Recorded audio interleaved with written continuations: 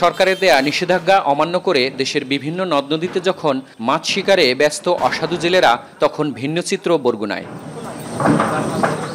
জেলার লক্ষাধিক জেলে নিষেধাজ্ঞা মেনে নামেনি জলে। শুরু থেকেই জাল দড়ি গুছিয়ে মনোযোগ দেন 22 দিন পর নদীতে নামার প্রস্তুতিতে। নিষেধাজ্ঞার 22 দিনে জেলেদের 25 কেজি করে সহায়তার চাল দেওয়ার কথা থাকলেও এখনো পায়নি জেলার নিবন্ধিত অন্তত 10,000 পরিবার।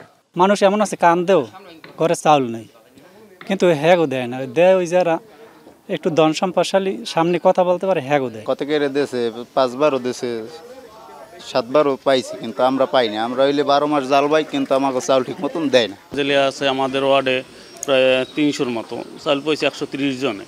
নিবন্ধিত হতে পারেনি এমন জেলের সংখ্যা জেলায় অন্তত 1,200,000।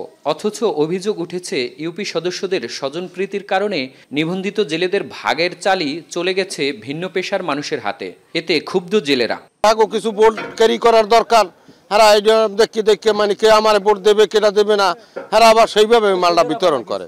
একজনের ফ্যামিলি তো 25 কেজি চাউলে চলে না, আর 4-5 জন আছে, এই 25 কেজি চাউলে কিচ্ছু হয় না।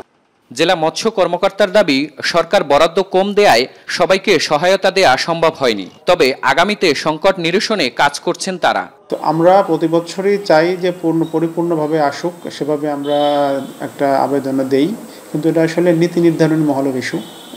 সো এটা আমার হাতে না। তো আমরা যেটাই করি বরাদ্দ প্রাপ্তি সাপেক্ষেই করি।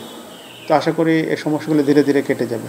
ইলিশের প্রধান প্রজনন মৌসুম উপলক্ষে মা ইলিশ রক্ষায় গত 4 অক্টোবর থেকে 25 অক্টোবর পর্যন্ত নদী ও সাগরে সব ধরনের মাছ শিকারে নিষেধাজ্ঞা আরোপ করে সরকার। এই সময় প্রতি বছর বেকার হয়ে পড়ে বরগুনার লক্ষাধিক জেলে। সুজনা কোন, এখন, বরগুনা।